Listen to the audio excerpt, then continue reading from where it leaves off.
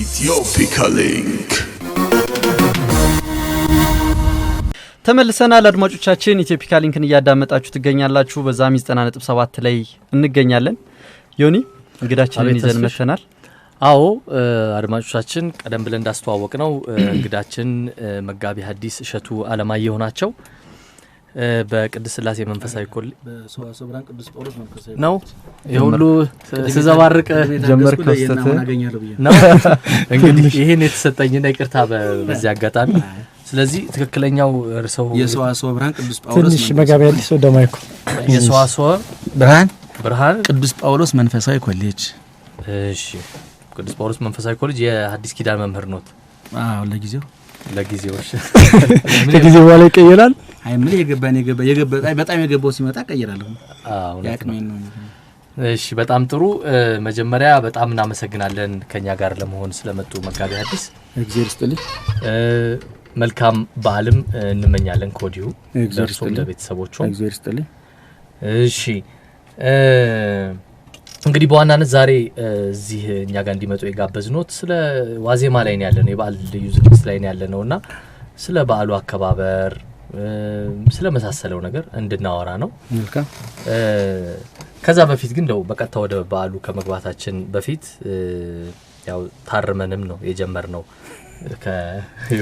ከኮሌጁና አሁን የእርሶ ማዕረግ መጋቢ ሐዲስ ነው ምንድነው መጋቢ ሐዲስ ማዕረጉ መጋቢ ሐዲስ የክብር አይደለም የውቀት ማዕረግ ነው በውቀት የሚሰጥ ነው በቤተክርስቲያናችን 4 ጉባኤያት አሉ ብሉይ ኪዳን ሐዲስ ኪዳን መጻሕፍተ ሊቃውንትና መጻሕፍተ መነኮሳት የሚባሉ 4 አይና የሚያሰኙ ጉባኤያት አሉ እነዚህን ሐዲስ በሐዲስ ኪዳን ጉዳይ ተጠያቂ የሆነው መጋቢ ሐዲስ ይባላል በብሉይ ኪዳን ጉዳይ ተጠያቂ የሆነው መጋቢ ብሉይ ይባላል በመጻሕፍተ ሊቃውንት ጉዳይ ተጠያቂ የሆነው ሊቀ ሊቃውንት ይባላል በመጻሕፍተ መነኮሳት 4ኛው ጉባኤ ደግሞ ተጠያቂ የሆነው መልአከ ምክር ይባላል ስለዚህ መጋቢ ሐዲስ የሚለው በሐዲስ ኪዳን ጉዳይ ተጠያቂ ማለት ነው እንግዲህ እኔን ይያልኩ አይደለም ግን አንድ መምህር በብሉይ ኪዳን ልክ እንደርሶ ወይም በሐዲስ ኪዳን ላይ ካተኮረ በዛ ይጠራል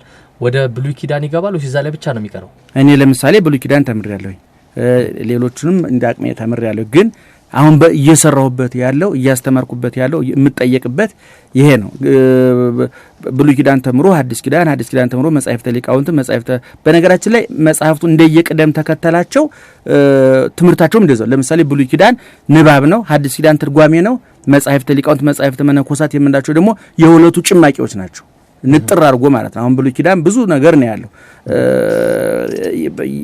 በመጽሐፍ ቅዱስ ያልተተረጎሙ ያልተተነተኑ ማብራሪያ የሚያስፈልጋቸው ትንታኔ የሚያስፈልጋቸው አቅጣጫ ጠቋሚ መንገድ የሚያሳዩ ሰው የሚያስፈልጋቸው ምንባቦች አሉ እነዛ ምንባቦች በትክክል የነጠረ ምስጢራቸው የጠለቀ ምስጢራቸው የሚገኘው በሁለተኛ በነገር በመጻሕፍተ ሊቃውንትና በመጻሕፍተ መነኮሳት ውስጥ ነው ስለዚህ የተያያዙ ናቸው የተሳሰሩ ናቸው ማለት ነው ስለዚህ አሁን ከስያሜው ጋር በተያያዘ እርሶ ብሉይ ኪዳንን ማስተማር ቢጀምሩ መጋቢ ብሉይ ይባላሉ አዎ ተታውሂን በዛ ጉዳይ ተጠያቂ በሆነ ያንን ባስተምር ደግሞ በዙም መቀጠል ይችላል በዛም መቀጠል ይችላል እንግዲህ እንደ ምርጫው ነው በጣም ደስ ይላል በነገራችን ላይ መጋቢ ሐዲስ የመጀመሪያው ስያሜ የቅዱስ ገብርኤል ነው የኛ አልነበረም መጋቢ ብሉይ ማለት ብሉይ ኪዳን በሐዲስ ኪዳን የሚመግብ የሚያመሰጥር የሚያሳልፍ አሳላፊ ማለት ነው ሐዲስ ኪዳን መጀመሪያ ሲጀመር ለመቤታችን መጥቶ ትጸንሻለሽ ተወልጃለሽ ብሎ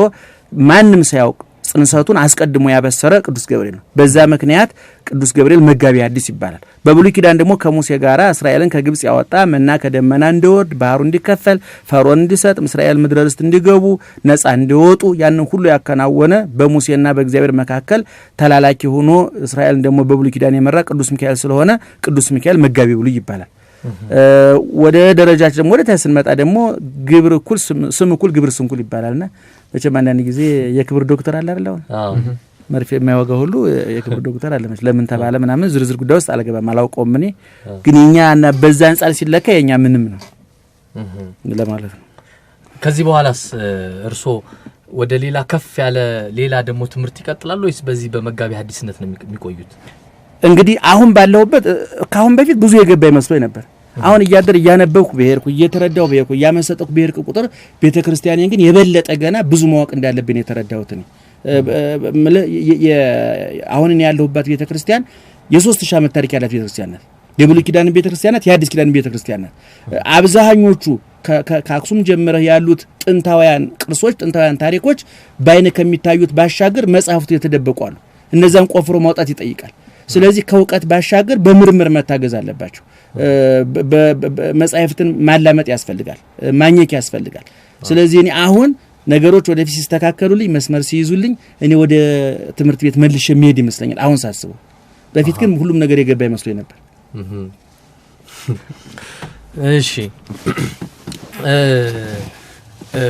ለማጠቃለል ያህል ግን አሁን ምን ያህል መጋቢ ሐዲሳት አሉ እንደርሶ? በቁጥር አላውቃቸውም፣ ግን አሁን በስያሜ አሰጣጥ ላይ አንዳንድ ክፍተቶች እናያለን። ባለመሆን ዝም ብሎ አርቲስት ጥላሁን ገሰሰም አርቲስት ይባላል፣ እንደገና አንድ ነጠላ ዜማ የለቀቀም አርቲስት ይባላል። በዚህ ይሄ ችግር በእኛም ቤት እየመጣብን ነውና ብዙ ስያሜዎች ያለ ቦታቸው እየተለጠፉ ያለ ቦታቸው እየተሰጡ የኔ ልክ ነው መጠናለው እያልኩ አይደለም፣ ግን የበለጠ ማን መጠን ሰዎች ደግሞ እየመጣ ነውና ስንት ናቸው ምን ያህል ናቸው ብሎ ዝርዝር ጉዳዩን አላውቀው። ግን ሰጪውስ አካል ማን ነው? ሌሎች አካላትም ከቤተ ክህነት ውጭም ይሄ ስያሜ ተሰጥቷቸው የተጠሩ ሰዎች እንሰማለን። አዎ ይሄንንስ ስያሜ የሚሰጠው አካል ማን ነው? እንግዲህ ይሄ በሲኖዶሱ በኩል በጉባኤ ሊቃውንት በኩል ጥናት መደረግ አለበት ብዬ አስባለሁ። ከዚህ በፊትም ተናግረናል አይደለም? ሌሎቹ በወንበር ዘርግተን የምናስተምረው እንኳን ለዚህ ማዕረግ መመጠን አለመመጠናችን መጣራት አለበት። በነገራችን ላይ ለማይገባው ሰው እየሰጠ በሄድክ ቁጥር የሚገባቸው ሰዎች ተስፋ እየቆረጡ ይሄዳሉ። 7 ዓመት ተምሮ ስፔሻላይዝድ አድርጎ ብዙ ምን ብሎ የደከመው ሰውዬ መንገደኛው ዶክተር ከተባለ ያ ሰውዬ ምን አደከመው? ስለዚህ በጣም ክፍተቶች እየተፈጠሩ ነውና አንዳንድ ጊዜ አንዳንዶቹ ለራሳቸው ዝም ብሎ የሚያወጡም ይገጥመዋል። በጣም ከባድ ነውና ወደ ዝርዝር ጉዳዩ አንገባም። ችግር አለ። እሺ በዛ ነው ያዘው። እሺ ውስጥ ዋቂ ብለ እንዳታቀርብ። እሺ መጋቢ ሐዲስ ነገ የትንሳኤን በዓል ልናከብር ነው። አዎ እንግዲህ ስለ ከበዓሉ ጋር የተያዘ ነገር ይንገሩን። ለምንድን ነው በዓሉን የምናከብረው? አሁን ዛሬ ያለነውም የቅዳሜም የራሱ ደግሞ ትርጉም አለውና ስለሱ ትንሽ ደግሞ ማብራሪያ ቢሰጣል። መልካም። ከስያሜው ሁለት ስያሜዎች አሉ። በመጀመሪያ ደረጃ አንደኛው ከብሉይ ወደ ሐዲስ የተሻገረ 3800 ዓመት ያስቆጠረ ስያሜ ነው ፋሲካ የሚለው። ትንሳኤ የሚለው ግን አሁን ክርስቶስ በመነሳቱ የመጣ አዲስ ስም ነው።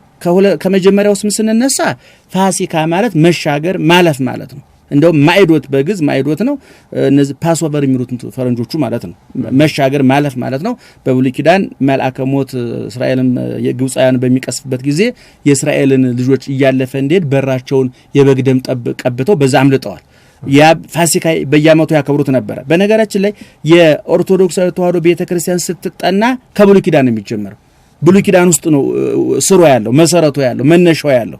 አሁን አክሱም ብትሄድ ሌሎችም ጥንታውያን ቦታዎቻችን ብትሄድ የብሉይ ኪዳን እስራኤላውያን በግና ፍየል ይሰውት እንደነበረ፣ ኮርማ ጊደር ይሰው እንደነበረ፣ ቀንዱ ያልከረከረ ጸጉሩ ያላረረ ጥፍሩ ያልዘረዘረ እየተመረጠ መስዋዕት ይቀርብ እንደነበረ በእኛም ዘመን እስከ ሐዲስ ኪዳን እስከ አብርሃ አጽብሃ ዘመነ መንግስት ድረስ ክርስትና ብሔራዊ ሃይማኖት እስከሚሆን ድረስ የብሉይ ኪዳን ስርዓት እናከናውን ነበር።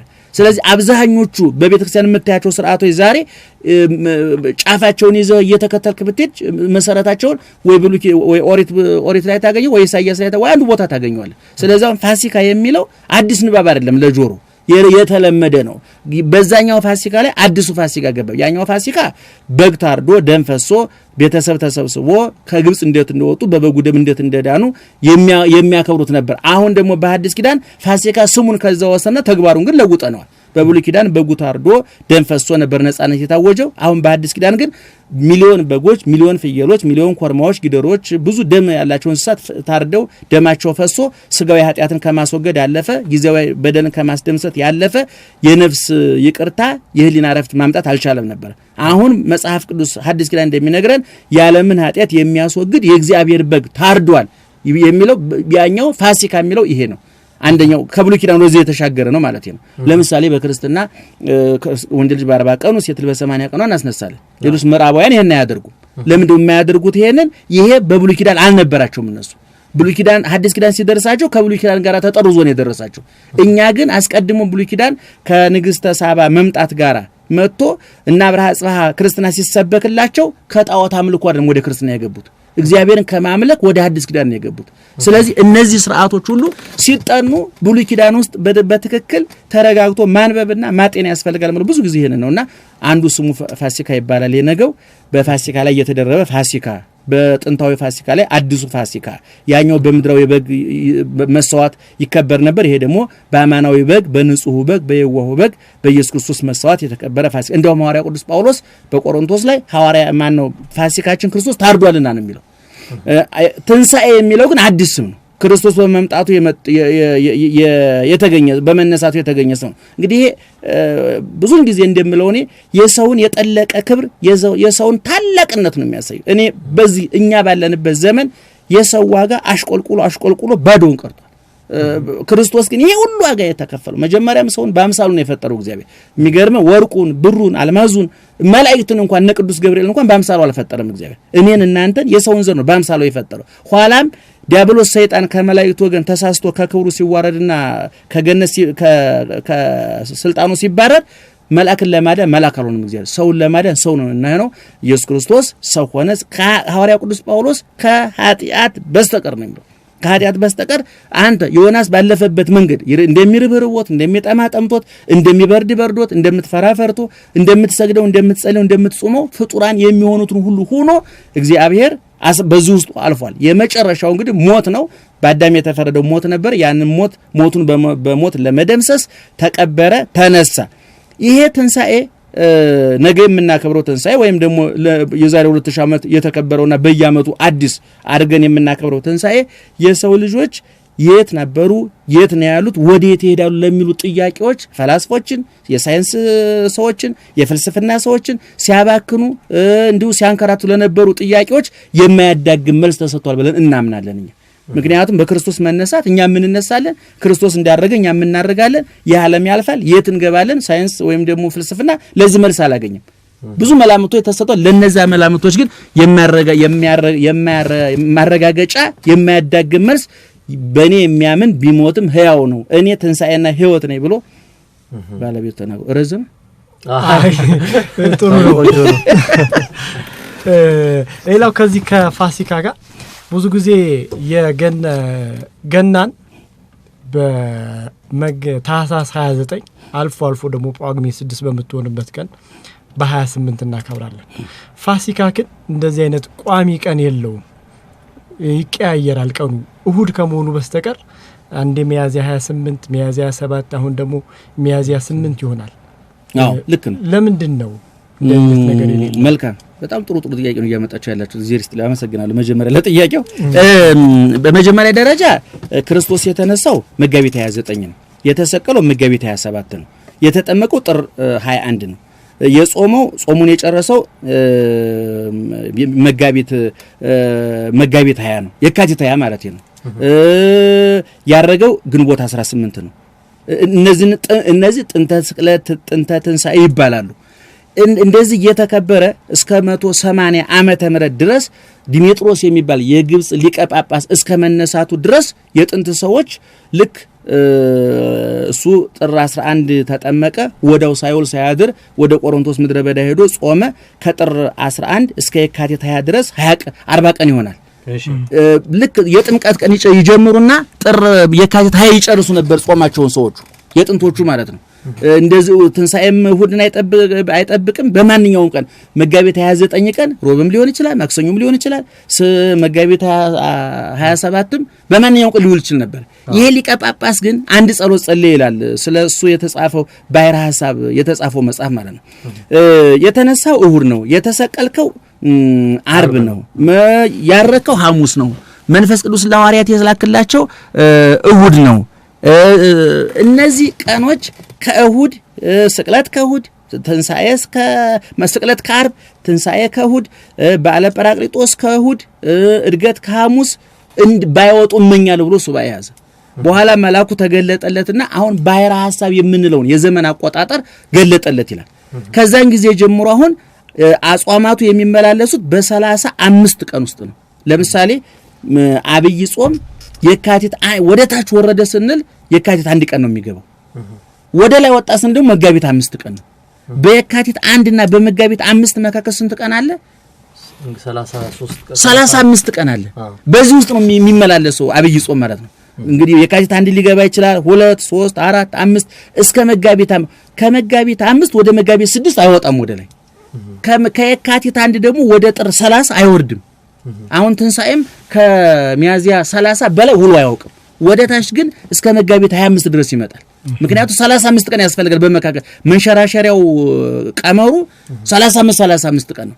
ከዛ በኋላ አሁን እኔ በየአመቱ ቀመሩ ይወጣል። በግንቦት ማነው መስከረም 1 ቀን የአጽዋማትና የበዓላት ልክ መንግስት በሰኔ በጀት እንደሚያውጀው የነፍስ በጀት ደግሞ የጾምና የጸሎቱ ደግሞ በመስከረም እናውጃለን እኛ። ጾም የሚገባው በዚህ ነው፣ ትንሳኤ በዚህ ነው፣ ስቅለት በዚህ ነው። በዚህ የሚደመሩ አሁን አመቱ ነው እንዴ? አሁን የቀጣይ 2010 ገና አልወጣም። የ2009 ነው። በየአመቱ ነው የምናወጣው። ይሄ አቡሻ አበቅቴ መጥቅ ወንበር የምንላቸው እንትኖች አሉ። በየአመቱ እየደመርን እየቀነስ ለምሳሌ እዚህ ቁጭ ብለህ ከዛሬ 100 ዓመት በኋላ ምን ቀን እንደሚውል ቁጭ ብለህ ታወጣዋለህ አንተ። ሂሳብ ነው የሚጠና ነገር ነው። ምንም ጽድቅም ቅድስና የሚጠይቅ አይደለም። ቋጭ ያን ቀን ባስጠና አንተ ለሚቀጥ መጾሙን እንጂ ጾሙን ታውቀዋለህ። ጾሙ ላይ እሺ። እና በዚህ ነው አንተ ለጠየቀኝ ማለት ነው። ስለዚህ አሁን ዘንድሮ መጋቢት ሚያዚያ 8 ሆነ አይደለም? ለሚቀጥለው ነው ወይ ሚያዚያ 15 ሊሆን ይችላል። ዙሮ ግን አንደኛ እሑድን አይለቅም። ሁለተኛ በመጋቢት 25 እና በሚያዚያ 30 መካከል ነው የሚመላለሰው። ከሚያዚያ 30 ግንቦት 1 ሊሆን አይችልም። ከመጋቢት 25 ደግሞ ወደ 24 ሊወርድ አይችልም።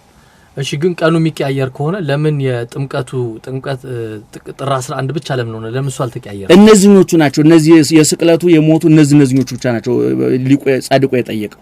ምክንያቱም እነዚህ በአብይ ጾም ውስጥ የሚደረደሩ በዓላት አሉ፣ ሌሎች ሰሙናት አሉ። ዘወረደ ቅድስት ምኩራብ መጻጉ ደብረ ዘይት ገብርኤል ኒቆዲሞስ ሆሳዕና የምንላቸው አሉ። እነዚህም በዛ ውስጥ ነው። አሁን በዚህ ውስጥ የሰራቸው ማን ነው? ጾመ ነነዌ፣ አብይ ጾም፣ ሆሳዕና፣ ደብረ ዘይት፣ ስቅለት፣ ትንሳኤ፣ እርገት፣ በዓለ ጰራቅሊጦስ፣ ጾመ ድህነት የምንላቸው ነው እሱ የሰራው። ከዛ ውጭ አሉ በዚህ ውስጥ አይመለከታቸውም።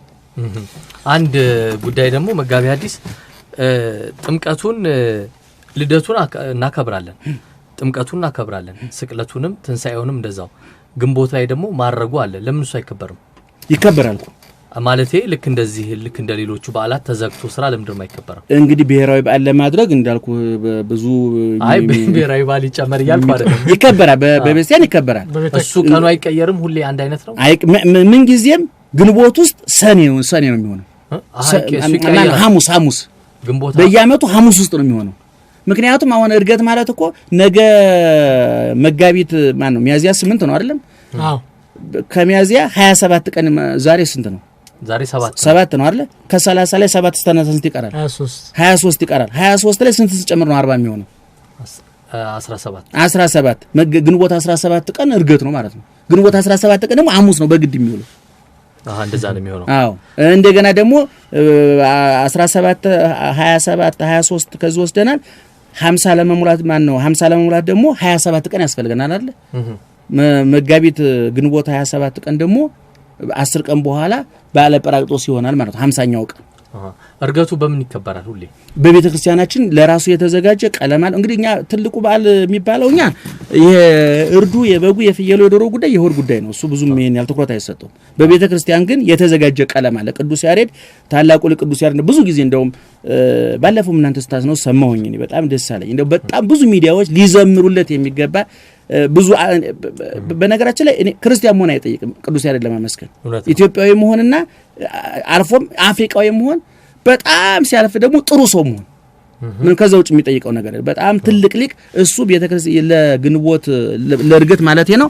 ዋዜማም ተሰርቶለታል። መስማላሙ ምልጣኑ ሁሉ ነገር ተዘጋጅቶ ከመጽሐፍ ቅዱስ ከብሉይ ኪዳን ከሐዲስ ኪዳን ምስጢራቱን ተርጉሞ አመስጥሮ ተንትኖ ቅዱስ ያሬድ አዘጋጅቶታል። በጣም ደስ ይላል። መጋቢ ሐዲስ እረፍት እናደርጋለን ትንሽ ገና እኔም ቸኮላለሁ ወደ እንደምታኛው ነጭ በነጭ ለብሼ። ግን ትንሽ ደቂቃ ግን እንፈልጎታለን። ምክንያቱም ማወቅ የምንፈልጋቸው ጥያቄዎች አዎ እንግዲህ ምንድነው እኔም እንደው በዚህ ሰዓት እሺ ብዬ የመጣሁት ሚዲያ በጣም ከባድ ኃይል ነው ብዬ ስለማመን ነው ዮናስ በጣም ብዙ ሰው ጆሮ ይደርሳል ህብረተሰብን ለመለወጥም ካሉን አማራጮች እኔ ሚዲያ ትልቁ ድርሻ አለው ብዬ አምናለሁኝ እኔ ለዚህም ነው እኔ ብዙዎቹ ሲጠይቁኝ እኔ እንደ ውጭ ሀገር ካልሆንኩኝ አንገብጋቢ ስራ ከሌለብኝ እንቢ ብዬ አላቅም ትክክል ነው ምክንያቱም ሚሊዮን ጆሮ ማግኘት ቀላል ነገር አይደለም በጣም እናመሰግናለን ለዚህ ከሙዚቃና ከማስታወቂያዎች በኋላ እንመለስና ውይይታችንን እንቀጥላለን ጥቂት ጥያቄዎች 3-4 የሚሆኑ ጥያቄዎች አንስተን ከዛ በኋላ እንግዲህ መጋቢ ሐዲስ ወዴት ነው የሚሄዱት ከዚህ በኋላ ቤተክርስቲያን ለገባ ተዘጋጅ ጨርሼ ነው አለባበሳቸው ነጭ ከነጠላ ጋር ይመስልጓል አድማጮቻችን በጣም ደስ የት ቤተክርስቲያን ነው የሚሄዱት እኔ እዛው ኮሌጅ ውስጥ ቤተክርስቲያን ጳውሎስ በጣም ጥሩ በድጋሚ መልካም በዓል መልካም የበዓል ዋዜማ እንመኛለን አድማጮቻችን ኢትዮፒካ ሊንክ በዛም 90.7 ኤፍኤም ላይ ይቀጥላል እንመለሳለን የበዓል ልዩ ዝግጅታችን እንግዳችን ደግሞ መጋቢ ሐዲስ እሸቱ አለማየሁ ናቸው ቀደም እንግዲህ ብዙ ማብራሪያዎች ሰጥተውናል አሁንም እንቀጥላለን የቀሩ ጥያቄዎች አሉን መጋቢ ሐዲስ መልካም ነገ እንግዲህ የትንሳኤ በዓል ነው እንዴት በዓሉን እናክብረው እንደ ሰውም እንደ ነፍስም እንደ ስጋም በያምናለሁ ብዙ ጊዜ እኔ እንዴት እናክብረው ውጫዊና ውስጣዊ አከባበር እኔ በመጀመሪያ ደረጃ የሰውን ተፈጥሮ በትክክል መረዳት ያስፈልጋል ሰው ግዙፍ ነው ረቂቅ ነው ህያው ነው ሟች ነው ጊዜያዊ ነው ዘላለማዊ ነው የሚታይም የማይታይም ስሜት ያለው ነው በግዙፍነቱ ግዙፍ ምግብ ያስፈልገዋል ግዙፍ ምግብ ማለት የሚታይ የሚቀዳ መጠጥ የሚጋገር የሚቀርብ ምግብ ያስፈልገዋል ቤት ያስፈልገዋል መጠለያ ያስፈልገዋል ልብስ ያስፈልገዋል ውሃ አየር ያስፈልገዋል ምንም ይሄ ብዙ ፍልስፍና ትንታኔ ያስፈልገው ይሄ ለእንስሳትም ጭምር የሚያስፈልግ ለሰው ብቻ አይደለም እንደገና እንደ ረቂቅነቱ ደግሞ ረቂቅ ምግቦች አሉ የህሊና ምግብ የነፍስ ምግብ የአይምሮ ምግብ በአራተኛው መቶ ክፍለ ዘመን የነበረ ቄርሎስ የሚባል በጣም ትልቅ ሊቅ አለ በቤተክርስቲያናችን በግዕዝ ቋንቋ የተጻፈ በጣም ብዙ መጻሕፍት ያሉት ምጡቅ ረቂቅ ሊቅ ነው ሲሲታ ለነፍስ ቃለ እግዚአብሔር የነፍስ ቀለዋ ምንድነው ትለኝ እንደሆነ ብሎ ይጠይቅና እዛው ራሱ ሲመልስ ቃለ እግዚአብሔር ነው በመዝሙረ ዳዊትም ላይ ቅዱስ ዳዊት ሲናገር ምናል ነፍሴ እኔ ከመምድረ በዱ ጸማዓት ተከ ነፍሴ እንደ ምድረ በዳ አንተን ተጠማች ይላል እግዚአብሔር የዳዊት ነፍስ ናት የተጠማችው እንግዲህ ዳዊት ንጉስ ነው ልብ አድርግ የመጠጥ ችግር የለበትም ላጠጣ አይደለም የሚጠጣው የሚያጠጣው እንኳን የሞላው ሰው ነው በሀገሪቱ ያለውን በእስራኤል ያለውን ነገር መርጦ የመጠጣት መርጦ የመብላት መርጦ የመልበስ በተመረጠ ቤት የማደር መብትም ስልጣንም ያለው ነው እንግዲህ ስልጣኑ ጋር ሀብት የተሰጠው ማለት ነው ግን ጸሎቱ ላይ ምንድነው የሚለው ነፍሴ እንደ ምድረ በዳ አንተን ተጠማች ነው የነፍስ ጥማቷ እግዚአብሔር ነው የነፍስ ረሃቧ እግዚአብሔር ነው የነፍስን ርቃኗን የሚሸፍንላት ራቁቱን የተሰቀለው እግዚአብሔር ነው ስለዚህ በዓል ሲከበር አንዱን ጎን ብቻ የተንተራሰ እየሆነ ብዙ ታዘባለሁ ይኔ ሰዎች አሁን ለበጉ ብዙ ያስጨንቃቸዋል ዶሮ ብዙ ያስጨንቃቸዋል በሬው ብዙ ያስጨንቃቸዋል የመጋረጃቸው ጉዳይ የሶፋቸው ጉዳይ የቤታቸው ጉዳይ ከሌላው ሰው ማነሳቸውን ብዙ ነገር ያነጻጸሩ ሁሉ እየበሉ ይርባቸዋል ምናልባት እነሱ ቤት ዶሮ ሆኖ ሌላ ቤት በግ በተጨማሪ ካለ ዶሮን በተክል ሳይበሉት የበጉ ጉዳይ ያብሰለሰላቸው ዶሮ አየር ላይ ተንሳፎ ይቀራል ህሊና ካልተረጋጋ መብላት አይቻልምና ነፍስ ሊታሰብላት ይገባል ለምሳሌ አሁን መጋረጃው ይቀየራል ታውቃለህ አሁን እንግዲህ የሞላላቸው ሰዎች በየአመቱ ሶፋ በየበዓሉ ይቀየራሉ በየበዓሉ የሌላቸው ደግሞ ያላቸው ነገር ያጥባሉ ያዘጋጃሉ እኔ ደግሞ ብዙን ጊዜ የምናገረው ምንድነው የነፍስን ግድግዳ ማን ይጠበው የነፍስን ወለል ማን ይጠበው የነፍስን አስተሳሰብ ማን ይለውጥላት የነፍስ አመጋገብን ለመቀየር ገንዘብ በቂ ነው አስተሳሰብ ካልተለወጠ በእውነት መጋዘን መሆኑ ትርፉ ምንም ለውጥ የለውም ስለዚህ እኔ እንዴት እናክብረው በነፍስም በስጋም እየተደሰተ ብሏል እግዚአብሔር ምንም ጥያቄ የለውም ምግቡን ብቻ አይደለም የመብላት ፍላጎትን የፈጠረ እግዚአብሔር ነው መጠጡን ብቻ ሳይሆን የመጠጣትን ፍላጎትም የፈጠረ እግዚአብሔር ነው ልብሱን ብቻ ሳይሆን ልብሱ የሚፈጥረውን የሚለብሰውን ገላ የፈጠረ እግዚአብሔር ነው ሁሉን ነገር አመሻሽቶ ውሃውን ከነማጣሪያው ኮላሊቱ አየሩን ከነመተንፈሻ ሳንቢያው ያዘጋጀ እግዚአብሔር ነው ግን ገደብ ሲያልፍ ደግሞ እንጎዳ ምግብን የፈጠረው እግዚአብሔር ነው አይደል ጾም ብሎ ደግሞ ያዘዘው ራሱ እግዚአብሔር እኮ ነው አታመንዝር ያለው እግዚአብሔር ራሱ ነው እምናመነዝርበትን አካል የፈጠረ ደግሞ እሱ ነው መሳሪያውም የራሱ ነው ትእዛዙም የራሱ ነው ነገር ግን ሰዎች ነን ለወንድ ሴት ለወንድ ያስፈልጋል ብሎ ውስጣዊ ስሜታችንን እንዲፈላለግ ውስጣዊ ስሜታችን ተፈላልጎ ሲጨረስ ውጫዊ አካላችን እንዲስማማ አድርጎ ደግሞ ያሳመረ እግዚአብሔር ነው አታመንዝሩ ያለ ደግሞ እግዚአብሔር ነው ምግብን የፈጠረ እግዚአብሔር ነው። ስናበዛ እንደምንበላሽ ስላወቀ ደግሞ ጾም አዘዘ እግዚአብሔር። ስለዚህ ነው በዓላት ሲከበሩ እንደ ሁሉ ጊዜ በመብላት ላይ በመጠጣት ላይ በስጋዊ ደስታ ላይ መመስረት አንደኛ የክርስትናው መሰረታዊ ዓላማ ማፋለስ ነው።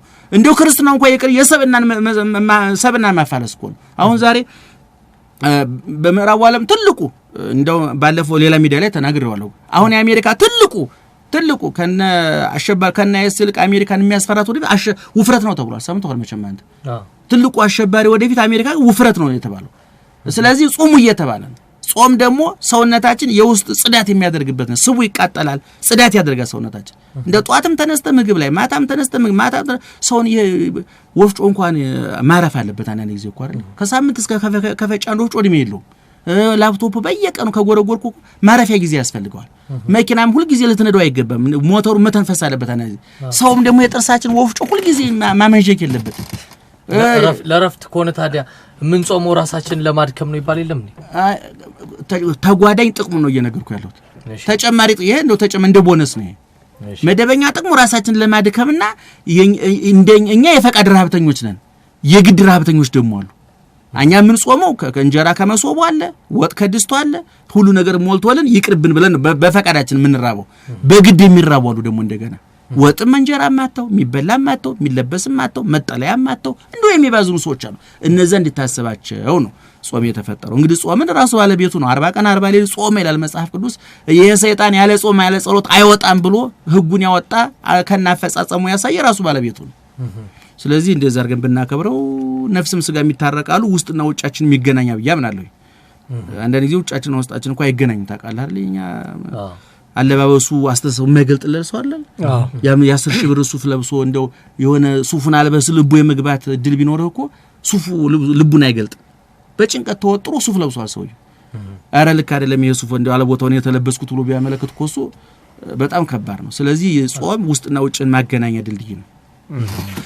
ከጾም ጋር በተያያዘ መጋቢ ሐዲስ ብዙ ጊዜ ሲወራ ስለምሰማ ነው 40 ቀን 40 ሌሊት ነው የጾመውና ስለዚህ እኛም 40 ቀን ብቻ ነው መጾም ያለብን 40 ሌሊት ይላሉ። አንዳንዶች 15 ቀኑ በኋላ የተጨመረ ነው ይላሉ። ምንድነው ምክንያቱ? እሱ በቅድስና ለኛ ሲል 40 ቀን ከጾመ እኛ ኃጢያተኞች ደግሞ 15 ቀን ብንጨምርበት ትርፍ ነው እንጂ ኪሳራ እኮ የለው። በመጀመሪያ ነው ዝም ሎጂካል እንኳን የሆነ ነገር እናንሳ ካልክ ማለት ነው። ከዛ ውጭ ባለው ግን የጾሙ 40 ቀን ነው። መጽሐፍ ቅዱስ ማቴዎስ ወንጌል ምዕራፍ 4 ላይ የሚናገረውም ወጾመ እግዚእነ 40 መዓልተ ወ40 ሌሊት ወምዝ ርህበ ነው የሚለው። 40 ቀን 40 ሌሊት ጾመ፣ ከዚህ በኋላ ተራበ ወቀርበ ዚያሜክሮ፣ ከዛ በኋላ የሚፈተነው ሰይጣን ቀረበ ነው። እኛ ግን ከጫፍና ጫፉ ላይ የተጨመሩ ጾሞች አሉ። አንደኛው አባቶቻችን ጥንት የነበሩት አባቶቻችን ከነፍሳቸው ከስጋቸው ለነፍሳቸው ያደሉ ናቸው። ከምግብ ይልቅ ለትህርምት ያደሉ ናቸው። ስለዚህ እሁድ ቅዳሜ እየበላ ነው ጧጧት። ስለዚህ እነዚህን እናውጣቸው በየመካከሉ ያሉት እናውጣቸውና ራሳቸው እንተካቸው በጾም ብለው ሲወጡ በመካከል ላይ ያሉት ወደ 15 ቀን ይጠጋጋሉ። አንደኛው ይሄ ነው። ሁለተኛው ደግሞ ይቺ ህማማቷ ከእሁድ ሆሳዕና ጀምሮ እስከ ዛሬ ማታ ድረስ ያለችው ደግሞ ይቺ ሰሙነ ህማማት ትባላለች። ይሄ ኢየሱስ ክርስቶስ የተቀበለውን መከራ በልዩነት የምንዘክርባት ናት፣ በልዩነት የምናስታውስባት ናት። እሁድ የሆሳዕና ዕለት ስራ ሰርቷል። ሰኞ፣ ማክሰኞ፣ ረቡዕ፣ ሐሙስ፣ ዓርብ፣ ቅዳሜ በእያንዳንዱ ቀን ስራ ሰርቶባታልና ይሄ መታሰብ። ኋላ ደግሞ ወደ መግቢያው ላይ ደግሞ ጾመ ህርቃል የሚባል በግብጽ በፋርስ የነበረ ትልቅ ንጉስ መስቀሉ ተማርኮ በነበረበት ጊዜ መስቀላችንን ማርካ አምጣልን ብሎ ክርስቲያኖቹ ሲሉት እኔ ሰው የገደለ እድሜ ልኩን ይጾም ይላል፣ እኔ አልሄድም ሲላል የለም እኛ ተከፋፈን እንጾምልሃለን አንተ ሄድ ብቻ በጎ ስራ ስራናሉት። እሱ ያን መስቀሉን ይዞ ሲመጣ እነሱ ጾሙን ተከፋፍለው ጾሙለት። ያ ግን ጾም ነው፣ በጎ ነገር ነው፣ ምን አለ በዙ ብንቀጥል ብለው በቅዱሳን አባቶቻችን መግቢያው ላይ 8 ቀን መውጫው ላይ 5 ቀን ጨምረው 15 ቀን አድርገውታል። ስለዚህ ከሱ ጋር በነጽጽር አይሰራ ማለት ነው። እንደዛ ከሆነ እኮ እሱ 40 ቀን 40 ሌሊት ሳይበላ ሳይጠጣ ነው የጾሙ። አንተ 40ውን ቀን እንዴት ነው የጾምከው አንተ? እንደውም እኮ እንደዛ ይጣጣ ከተባለ እኮ 55 አይደለም 3 ወር ሁሉ ይሄድ ነበር እኮ። እኛ ደግሞ ለማሳየት ያህል ነው እንጂ እውነት የኛ ጾምና ጸሎት የቱንስ ያህል ነው? አሁን የምታያቸው ደግሞ አስተዋጽኦማቸው ብዙ ትንታኔ የሚያስፈልጋቸው ናቸው። እንለፈው ግን እሺ። እዚሁ ላይ መጨረሻ ጉዳይ ብዙ አንዱ የሚያጨቃጭቀው ከጾም ጋር በተያያዘ አሳ ጉዳይ ነው። እንደውም አሁን በጣም አሳ የሚበላውም ሰው እየጨመረ፣ በፊት አልፎ ነበር አሳ የሚበላ ሰው ማየው በበኩሌ። አሁን የማይበላ ሰው አልፎ ነው ማየው እና ምን ለምን ይሁሉ ጭቅጭቅ በአሳ ጉዳይ ተፈጠረ?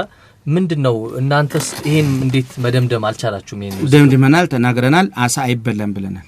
ሰዎች እኛ አሁን ምን ጠቅሰው በላተኞቹን አይደለም ህጉን ነው ምን ጠቅሰው ህጉን እያፈረሱ አንድ ፖሊስ ሲሰርቅ ቢገኝ የፖሊሱ መመሪያ ስራቅ ሚል የለም።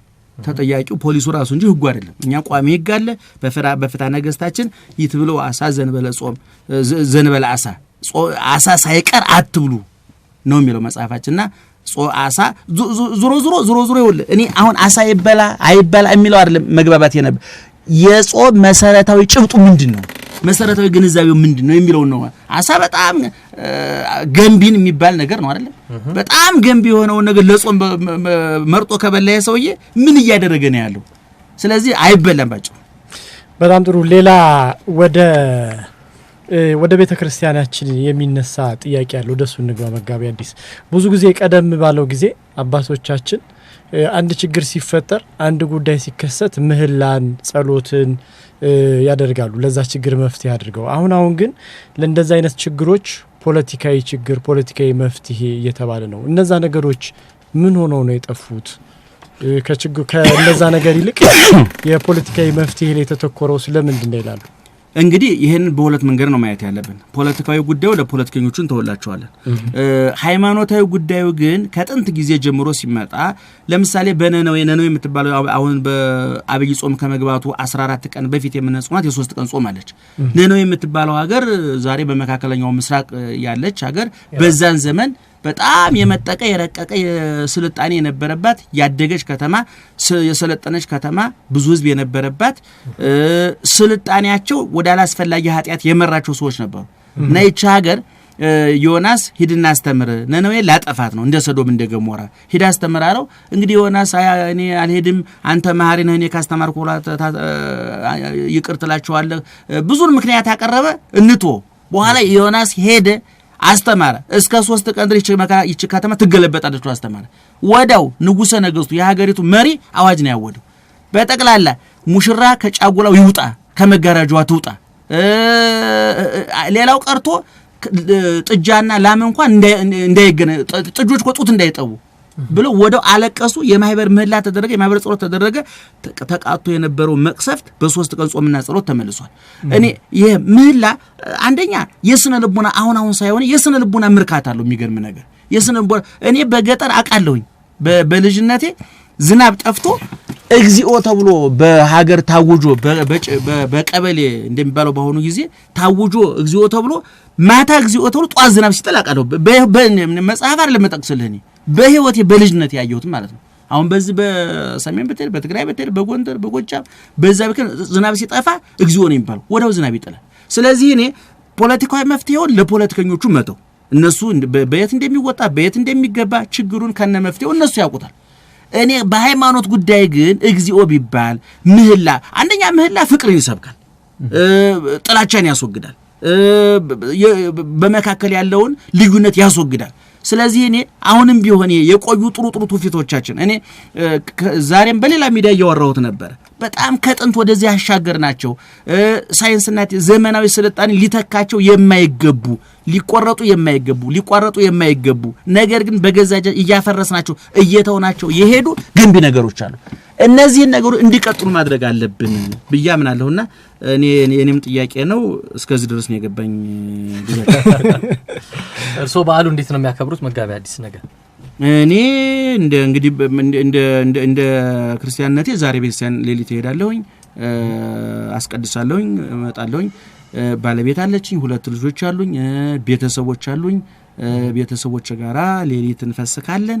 ከዛ በኋላ ጧትም ሙሉ ቀን የሚመጡ ወዳጆች አሉኝ የሚጠይቁኝ እነሱ ጋራ እንኳን አደረሳችሁ እየተባባልን እየሳቅን እየተጫወትን ያለ ምንም ተጨማሪ ስራ በቃ ደስታ በዓል ከሆነ ፍጹም በዓል ነው። አንዳንዱ አሁን አይታል ቢሮ ሲሰራ ሆኖ ጭንቅላቱ ቢሮውን በጭንቅላቱ ቤቱ ይዞ የሚሄዳል ሳይርፍ ሱቁን ይዞ ቤቱ የሚተኛ ነው። እንደውም ተናግሬያለሁ እኔ አንዳንዱ ነጋዴ ከሱቁ ጋር አልጋ ላይ ተኝቶ ሱቁን አቅፎ የሚተኛል ሚስቱን የሚረሳ ማለት ነው።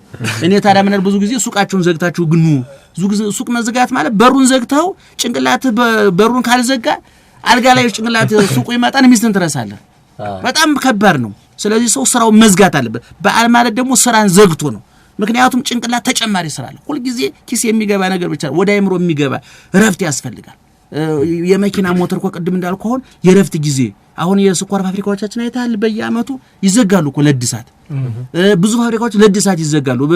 በዚህ ቀን እድሳት ነው አገልግሎት አንሰጥም። ጭንቅላትን ለእድሳት መዘጋት አለበት። የእድሳት ጊዜ እንደ ሁሉ ጊዜ ጧትም ተነስተህ ስለ ሱቅ፣ ማታም ተነስተህ ስለ ፖለቲካ፣ ማታም ተነስተህ ስለ ኢኮኖሚ፣ ማታም ተነስተህ ስለ ንግድ ከሆነ 50 ዓመት መኖር እየቻልክ አቋርጠህ ታብዳለህ። ማርያም ነው ነጥልኩ ማለት እውነት ነው። እረፍት ያስፈልገናል። ትክክል ነው። ከስቅለት ጋር ቀን ጋር በተያያዘ እሁድ አሁን የፋሲካ ቀን ነው የሚሆነው። አርብ ደግሞ የስቅለት ቀን ነው፣ የመከራ ቀኑ ነው፣ የህማማት ቀኑ ነው። በዛን ቀን እንኳን አደረሳችሁ እንባባልበታለን የሐዘን ቀን ስለሆነ እንግዲህ የግንዛቤው ጉዳይ ነው የሚፈጠረው። ይሄንን ደግሞ ሲናገር አሁን ቅድም የጠቀስኩት ሊቅ ቅዱስ ቄርሎስ እኛ ክርስቶስ ሞተ ስንል መርዶ እያረዳን አይደለም ይላል። ለምሳሌ የሆነ ሰው ደውሎ አንድ ጓ የሆነ እገሌ እኮ ሞተ ቢልህ አንተ መርዶ እያረዳን የምስራች ነው መርዶ ነው አይደል? እገሌ ሊያገባ ነው ቢልህ የምስራች ሆነ ይችላል። ሞተ ቢልህ መርዶ ነው። ክርስቶስ ሞተ ስንል ግን መርዶ እያረዳን አይደለም ይላል ይሄ ሊቅ። ስለዚህ ሞቱ ህይወታችን ነው፣ ስቅለቱ ህይወታችን ነው፣ መቀበሩ መነሳታችን ነው፣ መገነዙ የኛን ከኃጢአት ግንዛን መፈታታችን ነው። እሱ ሞት ቆምጣጤ ሲጠጣ የኛ ህይወቱ አጠጥተና እሱ ሲራቆት እኛ የብርሃን ልብስ ለብሰናል። እሱ የሸዋክል ሲደፋ እኛ የብርሃን ዘውድ ደፍተናል። እያንዳንዷ ክርስቶስ ያደረጋት በቀራንዮ ያደረገው ነገር በጠቅላላ ለኛ ካሳ ነው። እንደውም ሊቃውንቱ ሔዋን የሰይጣንን ምክር በጆሮዋ ሰማችበት፣ ክርስቶስ ደግሞ የአይሁድን ስድብ ሰማበት። ሔዋን በእጇ የበለሱን ፍሬ ቆረጠች፣ ክርስቶስ ደግሞ እጁን ተቸነከረ። ሔዋን በአፏ የበለሱን ፍሬ በላች፣ ክርስቶስ ሐሞት ቆምጣጤ ጠጣ። ሔዋን ላደረገችው አዳም ላደረጉት ለእያንዳንዱ ካሳ ከፍሎላቸዋል ይላል። ስለዚህ የደስታ ቀናችን ነው። ዝም ብለህ ግን እንደ ሰው ስታስብ እግዚአብሔር ተሰቅሎ እግዚአብሔር ሙቱ የሁሉ ዋጋ ላንተ እየተከፈለልህ በዚህ ዓለማዘን ሁለት የሚያሳዝነው ምንድነው? የሰው ልጅ ጊዜ ከገጠመው ቦታ ከገጠመው ጉልበት ከገጠመው የማይፈጽመው ክፋት የለም ማለት ነው። አየህ እግዚአብሔር እስከ መግደል ድረስ እንግዲህ ደርሷል ማለት ነው። አሁን አንዳንድ ጊዜ እኮ የአብዛኞቻችን ክፋት እኮ አቅማትን ተደብቆ የተደበቀ ክፋት አለ። አሁን አንተ በጣም ተንኮለኛ ሆነህ ተንኮልን ማስፈጸም ጉልበት ልታጣ ትችላለህ። በሆነ አጋጣሚ ተባራሪ ስልጣን ቢወርቅብህ ክፋትህ ገንፍሎ ይወጣል። በጣም አረ ስልጣን አይፈልግም እንደዚሁ እና አንዳንድ ጊዜ ምን ይሆናል? አሁን ሂትለር ምናምን የምትላቸው እነዚህ ሆን ትልልቅ ክፉ ሰዎች እኮ ክፋታቸው ተደብቆ ይኖርና ልክ ዝናብ ሲጥል ብቅ የሚል ሰርዶ አለ በገጠር ታውቃለህ። ስልጣን ሲያገኙ የተደበቀ ክፋታቸው ተፈንቅሎ ይወጣል። አሁን ሎተሪ ቢወጣልኝ ደሃ በላ ነበር የሚሉ ሰዎች አሉ። ግን ሲወጣላቸው ግን የተደበቀ ስስታቸው ፈንቅሎ ይወጣል። እንኳን ለሌላው ሊያቡ ለራሳቸው ሳይበሉ መከራቸው ነው ያሉ። ስለዚህ የሰው ልጅ ክፋት እግዚአብሔር እስከ መግደል ይዟልና እንኳን አደረሰ ይባላል። ግን ልማዱ ለትንሳኤ ነው የሚባለው። ለምንድነው ታዲያ ሰዎች ለምን ክፉ ሆኑ? እንደዚህ ክፉ ለምን ሆኑ? በተፈጥሮ ነው ክፉ የሚሆኑት አይደለም። ይሄ በተፈጥሮ እግዚአብሔር ክፉ አላደረገም ከውጭ። ምክንያቱም በተፈጥሮ እንዳልሆነማ ህፃናቱ ካታያቸው እንዴ በኋላው ከኛ ኮረጆ እኮ ነው ክፋት እኮ አስጠንተናቸው ነው ክፉ የሆኑት። ጅንስ ወረቀት ነው የወጣው። ህፃናት አላየም? እያደግ ስትመጣ እኮ ነው ተንኮሉን ክፋቱን ከሌላ ቦታ የሚሞላብ ንጹህ ሰሌዳ ነው። ከዛ በኋላ ወይ ሰይጣን ይጽፍበታል ሲል ወይ እግዚአብሔር ይጽፍበታል። እንግዲህ ያልታደሉ ሰይጣን ይጽፍበታል፣ ታደሉ እግዚአብሔር ይጽፍበታል ማለት ነው እንጂ በተፈጥሯችን ማንኛችንም ደግ እንደውም ፍጹም ክፉም የለም። በነገራችን ላይ ፍጹም ደግም የለም፣ ፍጹም ክፉም የለም። ታላቁ ሊቅ ዮሐንስ አፈወርቅ እዚህ ዓለም ላይ ደግነት ያልተቀላቀለበት ክፋት ያልተቀላቀለበት ደግነት የለም። ፍጹም ክፉ ሰይጣን፣ ፍጹም ደግ ደግሞ ከፍጥሮ እመቤታችን ናቸው። ከዛ ውጭ ያለው በሁለቱ መካከል የሚዋልል ነው። እንግዲህ ልዩነቱ ምንድነው? እንደነዚህ በጣም ክፉ የምትላቸው ሰዎች ወደ 80% ክፉ ይሆኑ ማለት ነው። በጣም ደግ የምትላቸው ነው ወደ 80% ደግ ይሆኑ ማለት ነው እንጂ 100% ደግ ከፍጥሯን ድንግል ማርያም ናት። ሰይጣን መቼም ደግ ነገር አስቦ ያውቅ የማሰብ እንትን የለው። እሺ በጣም ጥሩ መጋቢ አዲስ። የሁለት ሃይማኖታዊ በዓሎች አሉ፣ ገናና ፋሲካ፣ እንዲሁም ሌሎችም እንደ ጥምቀትም ሃይማኖታዊ በዓል ናቸው በክርስትና እምነት ተከታዮች ዘንድ። በሙስሊም እምነት ተከታዮች፣ በእስልምና እምነት ተከታዮች ዘንድ ደግሞ እንዲሁ ሌሎች ሃይማኖታዊ በዓላት አሉ። የገናንና ፋሲካን ካነሳን በክርስትና እምነት ተከታዮች ዘንድ የሚከበረው ሁለቱም ሃይማኖታዊ በዓላት ሆነው ሳለ ገና ግን ከፈረንጆች አዲስ ዓመት ጋር የሚያያዝ ሁኔታ ይታያል። ፋሲካ ራሱን ችሎ ሃይማኖታዊ በዓል መስሎ ያልፋል። እነዚህ ነገሮች እንዴት ነው የሚታዩት በቤተክርስቲያናችን? ሁለት ነገር ነው እዚህ ላይ የምናየው። ቅድም ዮናስ በጠየቀኝ ጥያቄ ላይ ስለ ቤተክርስቲያን ስነግርህ የኦርቶዶክሳዊ ተዋሕዶ ቤተክርስቲያን የብሉይ ኪዳንና የሐዲስ ኪዳን ቤተክርስቲያን ነው የምትባለው። ክርስትና ከኢየሩሳሌም ተነስቶ ወደ መላው ዓለም ሲፈስ ሁለት ነገሮች አጋጥመውታል። እኛና ኢትዮጵያና እስራኤል በብሉይ ኪዳን ሲመሩ፣ ከኢትዮጵያ ውጪ ያለው ከጎረቤት ኬንያ ጀምሮ እስከ አሜሪካ ድረስ ያለው በጠቅላላ ዓለም የምትለው ሁሉ በጣዖት አምልኮት ውስጥ ነበር የነበረው። አሁን እነዚህ ሁለት ክፍሎች ናቸው ወደ ክርስትና የመጡት። በብሉይ ኪዳን ስንመራ የነበር ነው እኛና በጣዖት አምልኮ ሲመራ የነበረው ዓለም ማለት ነው። አሁን ወደ ክርስትና ስንመጣ የየራሳችን ደካማ ጎን ይዘን መጣናል። እኔ ደካማ አይደለሁም፣ እኛም በጣም ይቅርታ ይደረግ ዳይ ጸልሳን ይባላል። እነሱ ከጣዖት አምልኮት ወደ ክርስትና ያሻገሩት ባህል አለ። እኛ ከብሉይ ኪዳን ወደ ሐዲስ ኪዳን ያሻገርነው ባህል አለ። ለምሳሌ በቤተክርስቲያናችን አይተህ እንደሆነ ጸናጽል አለ፣ ከበሮ አለ፣ ካህናቱ የሚለብሱት አይተህ እንደሆነ አሁን ጳጳሳቱ ካህናቱ የሚለብሱት አይተህ እንደሆነ በብሉይ ኪዳን እግዚአብሔር ሙሴ ለአሮን እንዳሰፋለት ያዘዘው የልብሱን አለባበስ ዲዛይኑን እንኳን ራሱ እግዚአብሔር ነው ያወጣው። የሚገርም ነገር ፍጡራን እንኳን አይደለም ያወጡት። ያ ከብሉይ ኪዳን ወደ ሐዲስ ኪዳን ስንሻገር ቅድም እንዳልኩት ደግሞ ወንድ ልጅ በ40 ቀን ሴት ልጅ በ80 ቀን እናነሳለን እኛ። ይሄ ከብሉይ ኪዳን ወደ ሐዲስ ኪዳን ያሻገር ነው። እነዚህ ምዕራባውያኑ ደግሞ ወደ ክርስትና ሲመጡ ከጣዖት አምልኮ የተፈናቀሉ ናቸው። ጣዖቱን ጥለው ክርስቶስን ተቀበሉ እነሱ ሰዎች። ነገር ግን የጣዖቱን ባህል ወደ ክርስትና ይዘውት መጡ። ለምሳሌ ታኅሳስ 25 ቀን የሚያከብሩት ጣዖት ነበራቸው እነሱ ደግሰው ምን ብለው ፈንጠዝያ ያድርገው ማለት ነው። በኋላ እነዚህ ጣዖቱን አስተዋቸው አስተምረው ባህሉን ግን ማስተዋል ቻሉ። አለባበሱን፣ አመጋገቡን ምናልባት ዮናስ አሜሪካ አይተህ ከሆነ ሌሎች አሜሪካ አይታችሁ እንደሆነ ሃሊውን ይባል ባላይታል የሰይጣን ባህል። አሁን እሱ እኛ ጋር እንደሱ አይነት ባህል የለም። ጥምቀትን አይተህ እንደሆነ ከበሮ ይዘን ነጫጭ ለብሰን ነው። መስቀልን አይተህ ነው ደመራው፣ ታቦት ይዘን ጸናጽሉ፣ ከበሮ የሚባለው ቃል እግዚአብሔር በጠቅላላ ከመጽሐፍ ቅዱስ ውጪ አንድ የሚወጣ የለም። እግዚአብሔር በሚያውቀው ነው የምልህ እኔ። ከዛ እነሱ ያንን የጣዖቱን ባህል እያሉ ሲያስቸግሯቸው ምን አደረጉ? በቃ ጣዖቱን መልቀቅ ካልቻለ በጣዖቱ ባል ቀን ታኅሳስ 25 ቀን በጣዖቱ ባል ቦታ ክርስቶስ ይግባ፣ ሌላውን አመጋገብ አበላላቸው የራሳችሁ ጉዳይ ብለው ለቀቋቸው ሰዎቹ። ስለዚህ ከዛን ጊዜ ጀምሮ ወዳው ተያይዞ ደግሞ የዘመን መለወጫቸው ይመጣል ታውቃለህ። ከዛ እነሱ አሁን በሂደት እየዋለ እያደረ ከ19ኛው በኋላ በተለይ ደግሞ የምግብና የፈንጠዝያ እንደውም ዛሬ በአውሮፓና በአሜሪካ ትልቁ የቢዝነስ ስራ የሚሰራበት ታውቃለህ ክሪስማስ ነው። አሁን እኛ ደግሞ እንደምታውቀው የታዳጊው ዓለም የሐሳብ መስጫ ሳጥን ነው ታውቀዋለህ። ምዕራባውያኑ ሐሳቡን የሚጭኑበት ነው። ምክንያቱም ድህነት በጣም ከባድ ነው ግዛቸው።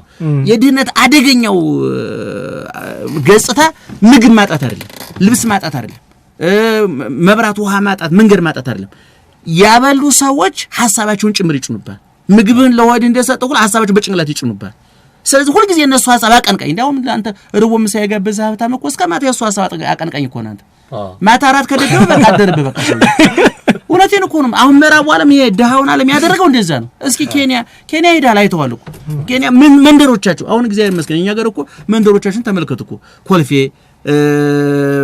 ቂርቆስ፣ ልደታ፣ ጉለሌ ነው እኮ የሚባሉት። እስኪ ኬንያ ሄድ እስኪ እያንዳንዱ እኮ በእንግሊዝ ንግስት ስም በእንግሊዝ ሰሮች እኮ ልዑላን ስም የተሰየመ እኮ ነው። ደቡብ አፍሪካ እስኪ ኬፕ ታውን ምንድነው? ጆሃንስበርግ ምንድነው? ፕሪቶሪያ ምንድነው? ፖርት ኤልዛቤት ምንድነው? እኛ ሀገር እኮ እስቲ በፈረንጅ ስም የተሰየመ እስቲ አምጣልኝ እስቲ። መቀሌ ብትለው፣ አክሱም ብትለው፣ ደሴ ብትለው፣ ባህር ዳር ብትለው፣ ጎንደር ብትለው፣ ወለጋ ብትለው፣ ሐረር ብትለው እኮ ኢትዮጵያዊ ስም እኮ ነው ያለው። ይሄ ቅኝ ያለመገዛታችንና በራችን የመዝጋታችን ውጤት የትግላችን ውጤት ነው። ስለዚህ አሁን አንተ ለጠየቀው ጥያቄ ምንድነው ምዕራባውያኑ ከባህላቸውን ከስልጣኔያቸው ጋራ ስልጣኔውን ደግሞ ከገንዘብ ጋር አያይዘውታል። ዛሬ ልደት ይከበራል። አሻንጉሊቱ፣ ስጦታው፣ ምኑ ትልቅ ስጦታ መቀባበያ ነው። ስለ ክርስቶስ መወለድ ማንም ትዝ የሚለው የሚገርም ነገር አብያተ ክርስቲያናት ሁሉ ዛሬ በአሜሪካ በአውሮፓ እየተዘጉ ፊልም ቤቱ ነው። እኔ ባለፈው የዛሬ አንድ ወር አካባቢ ጀርመን ነበርኩኝ። ሲነግሩኝ ትልቅ ምን የመሰለ ካቴድራል ፊልም ቤቱ ነው። ምክንያቱም ሰው በዘመናዊነቱ እየተዋጠ በስልጣኔው እየሰጠመ ከሃይማኖት እየወጣ ስለሄደ የሚመጣበት ስለሌለ አከራዩት በቃ አለቀ። ስለዚህ እኛም የዛ ሐሳብ መጫኛ እንዳንሆን በር እንዝጋምለው ለዚህ ነው የኛነት ስሜት እንዳይርቀን። የጽድቅና የኃጢአት ጉዳይ እየነገርኩ አይደለም፣ የማንነት ጉዳይ ነው። ሐሞት እንዳይፈስ ወኔ እንዳይርቀን አንገታችን አባቶቻችን ዋጋ ከፍለው አንገታችን ቀን አድርገን እንድንሄድ አድርገውን እንደገና መልሰን በገዛችን አንገት መድፋት የለብንም ነው። ሀብታም መሆን አለብን ግን አይደለም እንዴ? አሁን ያ ቅድም ያነሱት ምሳሌ አንድ ሀብታም ሰው ምሳ ከጋበዘ ስለሱ ያወራል። ስለዚህ ያም ሰው አቅም ማግኘት አለበት በቃ ሀብታም ስትሆን ማንንም አይጭንብህ ያለህን ጠብቀህ አሰራም ወይ ጥሩ እኮ ነው ልክ ነው ያለህን ሳትጥል አንተ የአውሮፕላን ፋብሪካ ለመመስረት የአክሱምን ሐውልት መገንደስ አለብህ የመኪና ፋብሪካ ለማቋቋም የላሊበላ ህንጻ መውደም አለብህ እኔ እኮ ስልጣኔ እኮ አስፈላጊ እኮ ነው በግድ እኮ በር መክፈት ባለብህ እኮ ትከፍታለህ እኮ ለክርችም ማርገ ዘግተህ የትም አታመልጥም አንተ ሰብሮ ይገባሉ ነገር ግን ስትከፍት መግባት ያለበት የቱ ነው አንተ እኮ ምግብ ሲቀርብልህ ብፌ ላይ እኮ አንተ 15 አይነት ምግብ ሊቀርብ ይችላል ጨጓራ ካለ በቃ ይወጡ ማለት አለበት አንተ የሰው ምግብ ነውና ቀርቦልኛ ብለህ ማግበስበስ የለብህ እኔ ስልጣኔ ካቀረበልን እየመረጥን ብናስገባ ነው እንጂ በረዘግቱ ማየት ይገባ የደረሰ በዚህ በሰለጠነ ዘመን በቴሌቪዥን መስኮት ይመጣባል በፌስቡክ ይመጣ የታመልጣል ግን እኔ መርጠህ ብላ ከብፌው ላይ ነው አግበስበስ አካስ የሰው ድግስ ነው ብለን በሽታ ላይ ነው ደቅ አግበስበሰን አንስተ ነው እኔ እሺ ማስታወቂያዎችን እንስማና ተመልሰን እናጠቃለዋለን Ethiopic calling አስተያየቱም ተመልሰናል አድማጮቻችን አስተያየቱም አለ በጣም ብዙ አስተያየቶች እየመጡ ነው የበዓል ዋዜማ ልዩ ዝግጅታችንን እያደመጣችሁ ነው አድማጮቻችን በethiopicaling.net በኢንተርኔት በመላው ዓለም ያሉ አድማጮቻችን እንዲሁም በሞባይል አፕሊኬሽን ኢትዮፒካሊንክ ብለው ቢገቡም በዛም በቀላሉ ሊያደምጡን ይችላሉ የቃለ ምልልሳችን ጉዳይ ይቀጥላል ትንሽ ጥቂት ጥያቄዎች ጠይቀን እናጠቃልላለን ከመጋቢ አዲስ እሸቱ አለማየሁ ጋር ያለን ቆይታ ማለት ነው አድማጮች የላኳቸውን ጥያቄዎች አሉ መጋቢ በርካታ ጥያቄዎች እየመጡ ነው በቴክስት ቁጥራችን ላይ እዚህ በፌስቡክ ገጻችንም ላይ በርካታ ጥያቄዎች አሉ መጋቢ አዲስ በአታጠናቁት ይቀጥሉ የሚል ግን እሳቸው መሄድ ስላለባቸው ሌላ ጉዳይ ስላላቸው መሄዳቸው እርግጥ ነው ግድ ነው አዎ ሌሎች ጉዳዮችም ገና ብዙ ለአድማጮቻችን የሚያዘጋጅናቸው ሽልማቶች ይኖራሉ መጋቢ አዲስ ከኢትዮጵያ ውጭም በተለያዩ ሀገራትም እየዞሩ ትምህርትም ይሰጣሉ የት ሀገር ሄዱ እስካሁን ምን ያህል ቦታዎች ሄዱ ከሱ ይልቅ ምን ያህል ፓስፖርት ተጠቀሙ የሚለው አይኔ ብዙ እንትን ይያለውኝ እንግዲህ አሁን ሶስተኛ ፓስፖርት ያልቋለሁ እንግዲህ አሜሪካ 3 ጊዜ ሄጃለሁ አውሮፓ ሀገሮች በጠቅላላ ሄጃለሁ በተደጋጋሚ አረብ ሀገሮች በጠቅላላ ደቡብ አፍሪካ ኬንያ አሁን ሮብ ደግሞ ህንድ ሌር ነው ለስምንት ቀን እዛ ደግሞ ያሉ ክርስቲያኖች አሉና እነሱ አዘጋጅተው ጠርተውኝ ኢትዮጵያውያን አዎ እዛ ለስምንት ቀን ሊሄድ ነው ዙሮ ጥሩ እንትን ነው አሁን ማህበረሰቡ ወደ እምነቱ ተመልሷል አልተመለሰም ይሄ በጣም የጠለቀ ጥናት ያስፈልጋል እኔ በጥቅሉ ግን እኔ ከመሰማቸው ከሚደርሱኝ መልእክቶች እንደገና ለእምነት ብቻ አይደለም እኔ ማህበረሰቡ ይሄ ለንግግር ለሚለውጥ ንግግር ቦታ ሰጥቷል በያ ምናለው ይሄንን ማውቀው በመንደነው በጣም ብዙ ሙስሊም የሚደውሉ ልጆች አሉ በግሩፕ የሚደውሉልኝ የሌላ ሃይማኖት ተከታዮች ማቃቸዋለኝ በየመንገዱ ማቃቸው ማገኛቸው እኔ ሙስሊም ነኝ ገለ ይባላልው እኔ ፕሮቴስታንት ነኝ እኔ እንደዚህ ነኝ እኔ ቤተሰብ መጥቻ አላቅም የሚሉ እንደገና ደግሞ በፖለቲካ አስተሳሰባቸው ጽንፍ ያሉ ሰዎች ውጭ ሀገርም ሲሄድ ሁሉን ማገኛቸዋለሁ እና ማህበረሰባችን ለለውጥ በር እየከፈተ ነው እንግዲህ ባለሙያዎቹ ቢያጠኑ ጥሩ ነው ግን ጥሩ ነገር ነው ያለው የአሜሪካ ግን ሲያነሱ አንድ እንዲህ በተባራሪም ቢሆን የሰማነው ነገር ነበር እንዳያስተምሩ ክልከላ ተጥሎባቸዋል የሆነ ቦታ ላይ የሚል ነገር ነበር እውነት ነው እሱ ነገር ወረቀት ተጽፎ ነበር እኔ የሆነው ነገር ምንድነው በአሜሪካን ሀገር 3 አይነት ቤተክርስቲያኖች አሉ ገለልተኛ የሚባል አለ በውጭ ሲኖዶስ የሚተዳደር አለ በኢትዮጵያ ሲኖዶስ የሚተዳደር አለ በአለም ላይ ያሉ ሃይማኖቶች እኔ 3 አይነት መለያ ያላቸው ያምናለሁ እኔ ዶግማዊ ቀኖናዊና አስተዳደራዊ በዶግማ የምንለያያቸው ሃይማኖቶች አሉ ለምሳሌ በእስልምናና በክርስቲና መካከል የሥርዓት ልዩነት ብቻ አይደለም ያለው የዶግማ ልዩነት አለ በፕሮቴስታንትና በኦርቶዶክስ መካከል የዶግማ ልዩነት አለ በሌሎች የቀኖና ልዩነት እንደገና ደግሞ ኦሪየንታል ቸርች እነዚህ ግብጽ እነ ሶሪያ እነ አርመን ምንላቸው ደግሞ እንደገና በዶግማ አንድ ሆነን በቀኖና ምንለያያቸው አሉ እንደገና በሶስተኛ ደረጃ ደግሞ በዶግማና በቀኖና አንዱ ነው ባስተዳደራዊ ጉዳይ ላይግባቡ ይችላሉ ሰዎች ለምሳሌ ጳጳሱ ከዲያቆኑ ከመነኩሴ ጋር ላይግባባ ይችላል በሆነ ምክንያት ይሄ ዶግማዊ ልዩነት አይደለም የሚባለው ቀኖና አስተዳደራዊ ልዩነት ነው እዛው ይፈታል እነዚህ በአዛገር ባሉ ሃይማኖቶች አሁን በአንዳንድ በኩል ያሉት ውጭ መውጣታቸው እንደ ጥላ አድርገው እንደ መጠለያ አድርገው በቤተክርስቲያኑ ኑፋቄ የሚያራምዱ አሁን ደግሞ በመጣው ደግሞ አዲስ መርዘኛ አስተሳሰብ ታድሶ በሚባል ሐሳብ የተመረዙ የሚያምኑትን የማያውቁ የሚያውቁትን የማያምኑ ሰዎች እንደተፈጠሩ አውቃለሁ። ይሄ ልዩነት ለማጥበብ ከዛ ባተረፈ ደግሞ እንደገና ሌላው ትልቁ ልዩነት አሜሪካን ሀገር በቋንቋ የተከፋፈለ ቤተክርስቲያን ያለው ለምሳሌ በትግርኛ ቋንቋ የሚናገሩ ሰዎች የራሳቸው ቤተክርስቲያን አላቸው፣ አማርኛ የሚናገሩ። እኔ ደግሞ ይሄን የጥል ግድግዳ ልናፈርሰው ይገባል፣ ዋጋ መክፈል አለብን። እሱ ሀገር ተሰደን ነው የመጣ ነው። ስልጣን አግኝቶ የመጣ ሰው የለም። ወይም ደግሞ ተጋብዘን ኑ ለጉብኝት ብሎ አሜሪካ ጠርቶን አይደለም የሚሄደው። መከራችንን አይተን ወንድማችንን አግብተን እህታችንን አግብተን ነይር ነው። ስለዚህ ልዩነቶቻችን ይጥበቡ ብዬ አስተምሬ የነበረ ሊቀ ጳጳሱ ታላቅ ሊቀ ጳጳስ ናቸው።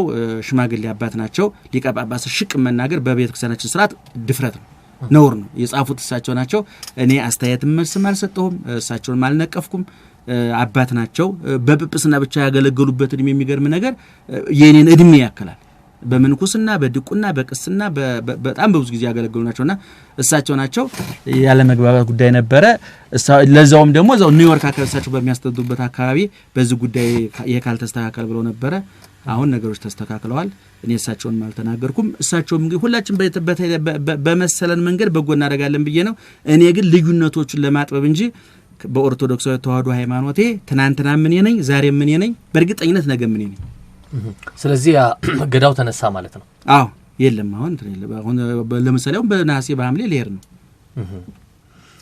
አዎ ግን ያሳዝናል። እኔ ገዳውንም እዚህ ነው የሰማሁት። እኔ ብዙ የኔ ያህል ቦታ እንትን አላልኩም።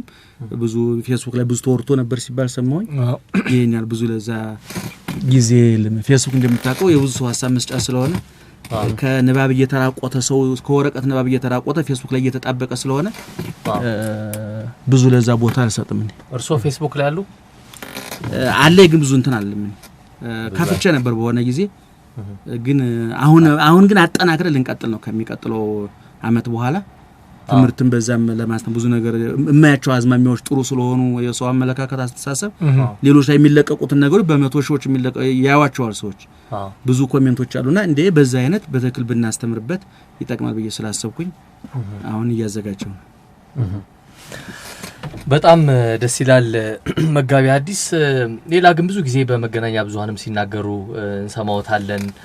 የሚያሳስበውት ነገር አለ በዚህ ከአዲሱ ትውልድ ጋር በተያያዘ ያለን ግንዛቤ አመለካከታችን በጣም በምዕራባውያን እየተሸረሸረ መሄድ ብዙ አስቸጋሪ ነገር ነውና ይሄንን ያ ብዙ ጊዜ አስተያየት ሲሰጡ ይሰማል። ግን እንደ ቤተክርስቲያኗ ወይም እናንተ መምህራኑ ምንድነው በተግባር ያደረጋችሁ ያላችሁት ነገር? እንግዲህ አንዳንድ ጊዜ አንዳንድ ችግሮች ሳትዘጋጅ ደርሱባል።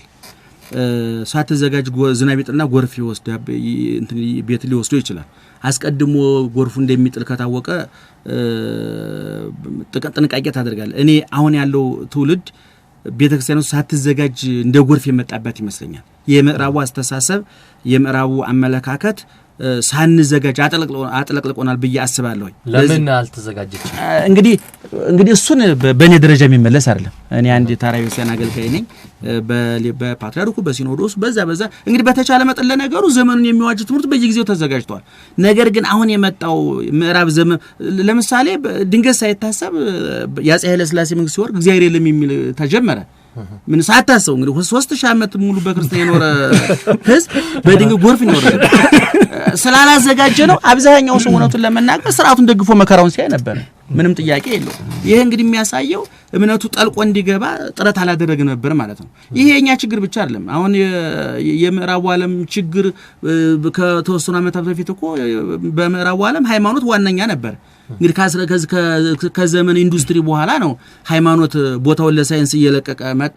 አሁን መልሶ ግን የማቆጥቆጥ የመብቀል ዘመን እየታየበት ነው። ምክንያቱም ምግቡ፣ መጠጡ፣ ቴክኖሎጂው ሰውን በእውነት ባዶን እያስቀረው እንስሳ እያደረገው ስለሆነ ወዴት እየሄድ ነው የሚለው ከያቅጣጫው የሚፈሩ ጥያቄዎች አሉ፣ የሚነሱ ጥያቄዎች አሉ።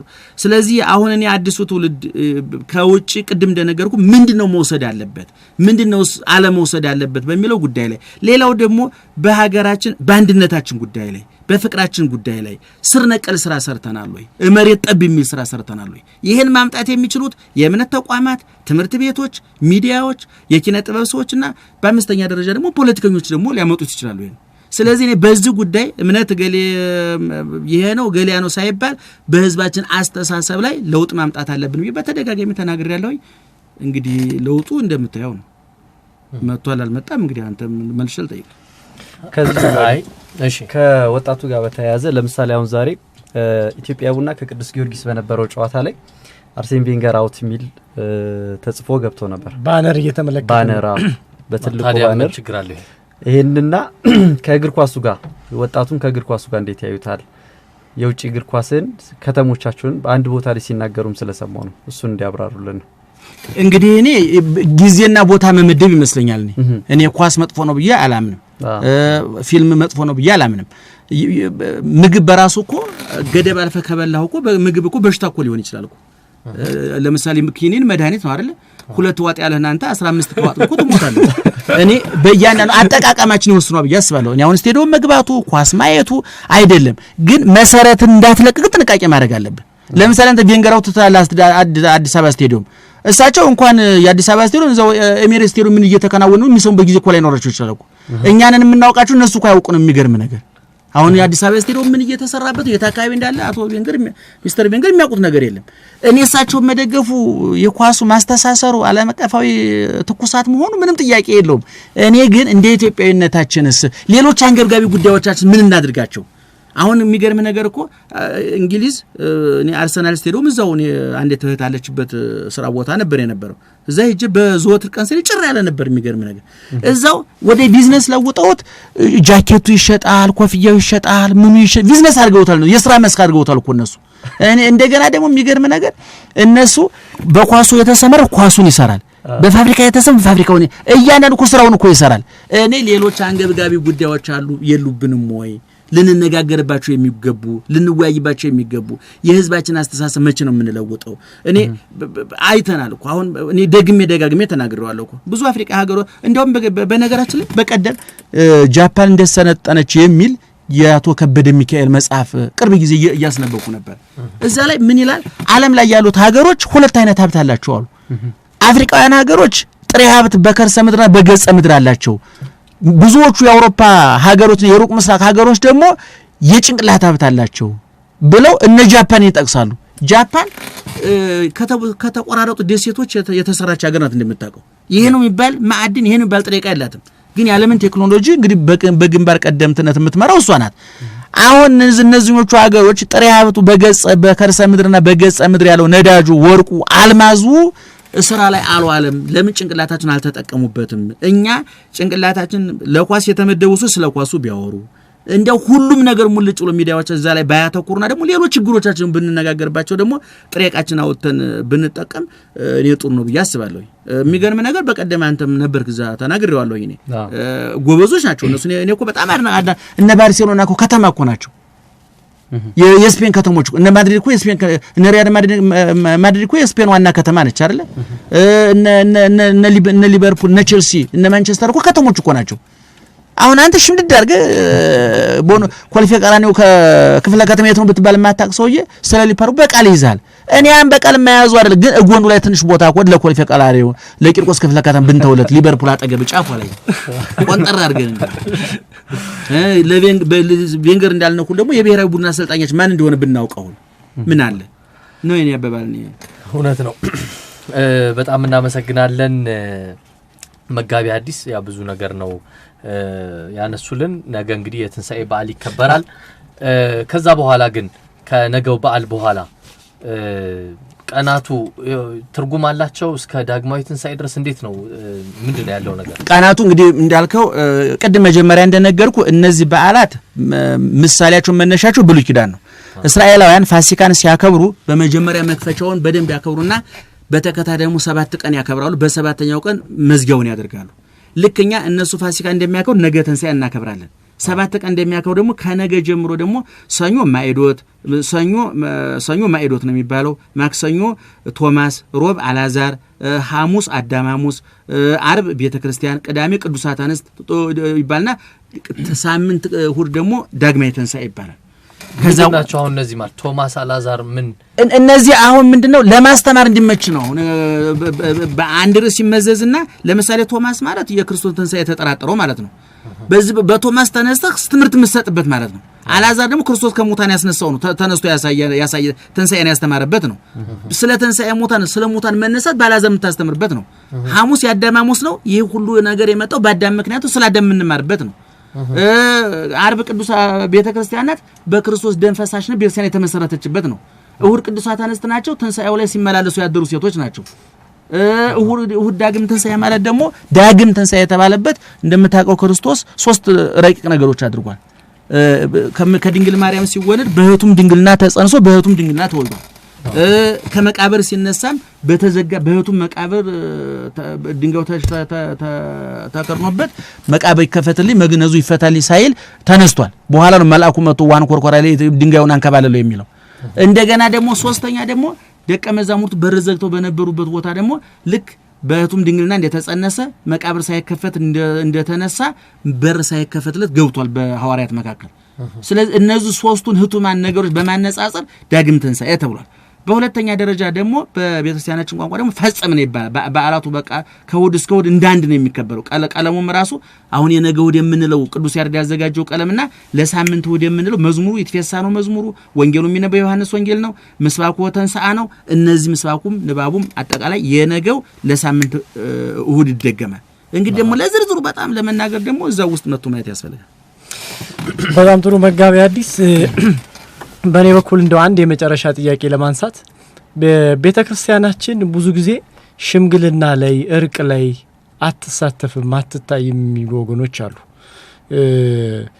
አገራችን ባለው ነባራዊ ሁኔታ ላይ የተለያዩ ነገሮች ተፈጥሯል። እዛ ላይ እንደ ቤተክርስቲያን እንደ ሸምጋይ እንደ አስተማሪነት ስትሳተፍ አልተስተዋለችም ይባላል። ይሄንን እንዴት ያዩታሉ? እንግዲህ መቼም ሽምግልና ለመግባት የተጣዮቹ በጎ ፈቃድ ይጠይቃል ብዬ አስባለሁ። እኔ ምን ያህል በር ተከፍቶላታል፣ ምን ያህልስ ተጋብዛለች የሚለው መጠናት አለበት። እንደው በድፍኑ ቤተክርስቲያኒቱ ሽምግልና አልገባችም፣ ቤተክርስቲያኒቱ በዚህ ጉዳይ አልገባችም የሚል ብዙ ጊዜ ሰማዋለሁ። ግን እኔ ሽምግልና እኔና ዮሐንስ ብንጣላ አንተን አስታርቀን ስንልህ በእኛ በጎ ፈቃድ ነው የምትገባው። ዮሐንስ ካልፈለገ አትገባም፣ እኔ ካልፈለገ ከሁለታችን አንዳችን እንኳን ብንፈልግ አንዳች ካልፈለገ አትገባም። ስለዚህ እኔ አንደኛ ተሸምጋዮቹ በራቸውን ከፍተዋል ወይ በዚህም ሌላ ጉዳይ ነው። በሁለተኛ ደረጃ ደግሞ እንግዲህ ከጊዜ ወደ ጊዜ ሃይማኖት በሚታዩት ጉዳዮች በሚሰሙት ጉዳዮች ህዝቡ ባልተረጋገጠ መረጃ ከኛም በኩል በሚፈጸም ስተት ህዝቡን ባልተረጋገጠ ምክር በሚያወራቸው እኛም በመናጠፋቸው ስተቶች ምክንያት የአባቶች ተሰሚነት ቀንሷል። ይህን አንክድም። በእነዚህ ሁለት ምክንያቶች ተደማምረው ያለውን ቦታ ቀንሷል ብዬ እኔ ግን አሁንም ብዬ ደጋግሜ እናገራለሁኝ እዚህ ሀገር ላይ ሃይማኖት ያለውን ቦታ ባይነጠቅ ሃይማኖት ስለኔ ኦርቶዶክስ ብቻ እያልኩ አይደለም። እንደው አሁን ያያስኳት ያለውባት ሃይማኖት የሷ ስለሆነች አረሱ ትንሣኤ ስለሆነ ነው እንጂ በሁሉም ቦታ እኔ ህዝቡን የምናገኘው ሃይማኖት ቦታ ላይ ነው። እውነቱን ለመናገር የልቡን የሚናገረው ልቡን ከፍቶ ኪሱንም ልቡንም ከፍቶ ገንዘቡን የሚያፈሰው እንባውን የሚያፈሰው ለቤተ ክርስቲያን ነው ወይ ለእምነት ተቋማት ነው። ስለዚህ እነዚህ የእምነት ተቋማት ባስተሳሰቡ ላይ ግን ስራ አልሰሩለትም። እውነቱን ለመናገር ከዚህ ቤት እኮ ተናግሬዋለሁ። አርብ መስጊድ ሲያጣብብ የነበረ ሙስሊም እሁድ ቤተክርስቲያን ያጣበበ ክርስቲያን ሲገናኙ ለመስራቅ ይግባባሉ። ተግባብተው ቃሊቲ አብረው ነው የሚታሰሩት። መስጊድ አይለያቸው፣ ቤተክርስቲያን አይለያቸው። ይሄ ምንድነው? የእምነት ተቋማቱ ስራ አልሰሩም ማለት ነው። አልለወጥ ነው ማለት ነው። እንግዲህ ወደፊት ልንሰራ የተደገሰልን ስራ ነው ማለት ነው። እነዚህ ይመስለኛል ደግሞ ከኔ የተሻለ ዕውቀቱም ብቃቱም ስልጣኑም ያላቸው ቢጠየቁ ደግሞ የበለጠ ይመልሱ። በጣም ጥሩ። በጣም እናመሰግናለን። መጋቢ ሐዲስ እሸቱ አለማየሁ የሰዋስወ ብርሃን ቅዱስ ጳውሎስ መንፈሳዊ ኮሌጅ የሐዲስ ኪዳን መምህር በጣም ነው የምናመሰግነው። በጣም እናከብሮታለን። ከዚህ በፊትም ብዙ ጊዜ እንደዚህ አይነት ትምህርቶች ሲያስተምሩ በበኩሌ በተለያዩ ቦታዎች አይቾታለሁ፣ ሰምቾታለሁ። በጣም ነው ማደንቆት ማመሰግኖት። ዛሬ ለመጀመሪያ ጊዜ ነው በአካልም ሳይወትም በጣም ደስ ብሎኛል። እዚህ ስለመጡ ስላገኘሁት ይሄን የመሰለ ትምህርትም ስለሰጡን ሁሉም እንደ ተመሳሳይ ስሜት የተሰማው ይመስለኛል። ልክ ነው። ስለዚህ በዚሁ እናጠናቃለን። የቀረ ነገር አለ መናገር የሚፈልጉት ሌላ? የለኝም። እኔ በኩሌ የለኝም። ግን እኔ እንደው ብዙ ጊዜ የምናገረውን ወደፊትም በጣም ደጋግመዋለሁ ብዬ የያዝኩትን ሐሳብ ልድገም። በዓል የበዓል እነዚህ የሃይማኖት በዓላት ከፖለቲካ በዓላት ከፌስቲቫሎች ከምኖች በምን ይለያሉ ብትለኝ ከህሊና ጋር የሚገናኙ በዓላት ናቸው። ለምሳሌ ፖለቲካ በዓል ልብ ይመንበት አይመንበት እሱ መጣራት አለበት። ሃይማኖት ግን ሳታምንበት አትሄድም። መስጊድ ሳታምን ቤተክርስቲያን አትሄድም። ስለዚህ የእምነት በዓላት ህዝብን የመለወጥ አቅማቸው በጣም ከባድ ነው። የማፋቀራቸው መንገድ በጣም ከባድ ነው። በተለይ እኛ ኢትዮጵያውያን ከምስራቅ እስከ ምዕራብ ከሰሜን እስከ ደቡብ አብሮ ሲበላ ሲጠጣ እንዴ ሰርግ ደግሶ እኮ ለሙስሊሞች ብቻውን አርዶ ለክርስቲና ብቻውን አርዶ በአንድ እንኳን የምንስተናገድ ሀገሮች እኮ ነን። የሳውዲ አረቢያ አይታስብም። እውነቱን ለመናገር ይህን ሀብታችንን እኔ ውሃ ብናጠጣው እንዳይደርቅ ብንንከባከበው በተባራሪ ወሮች ባንበርዘው አንደኛ። ሁለተኛ አንድነት የተወሰነ ቡድን ጥቅም አይደለም። የኢትዮጵያ አንድነት የኢትዮጵያ ህብረት የህዝብ ፍቅር የዮናስ ብቻ ጥቅም አይደለም። የሸቱ ብቻ ጥቅም አይደለም። የማንም 80 ሚሊዮን 90 ሚሊዮን ኢትዮጵያውያን ተጠቃሚዎችን በመፋቀራችን። ስለዚህ እኔ እነዚህ በዓላቱን ምክንያት በማድረግ የተለመደው ትውፊታችን እንዳንተው። ለምሳሌ ነገ ሙስሊሞቹ እየመጡ እንኳን አደረሳችሁ ይላሉ። ለነሱ ባለ የኛም ህዝብ እየሄደ እንኳን አደረሳ። እኔ ብዙ ጊዜ እንስናገር እንደው ተራ የንግግር ወሬ ማራዘሚያ አይደለም ወይም ደግሞ ንግግር ማጣፈጫ አይደለም። ለመጽደቅ ለመኮነን ብቻ እኮ አይደለም ለመኖርም ስለሚያስፈልገን ጭምር ነው አተኩር የምናገርና እኔ ሚዲያዎቻችን በዚህ ላይ በጣም አጠንክራችሁ መስራት አለባችሁ ያስባለሁ። ህዝቡ አንድነቱን መርሳት የለበትም፣ ህብረቱን መርሳት የለበትም። የተለያዩ ልዩነቶች አሉ፣ ምንም ጥያቄ የለውም። በቋንቋ እንለያያለን፣ በፖለቲካዊ አመለካከት እንለያያለን፣ በክፍላ ብዙ እነዚያ ሁሉ ልዩነቶቻችን ግን በኢትዮጵያዊነታችን የብረት ሰንሰለት ግጥም አድርገን አስረን ወደ ፍቅር ልናመጣቸው ይገባል ብዬ አስባለሁ። እኔ ልዩነቶቻችን ከርግማን ይልቅ በረከት ብናደርጋቸው እውነት ነው። በጣም አድርገን እናመሰግናለን መጋቢ ሐዲስ እሸቱ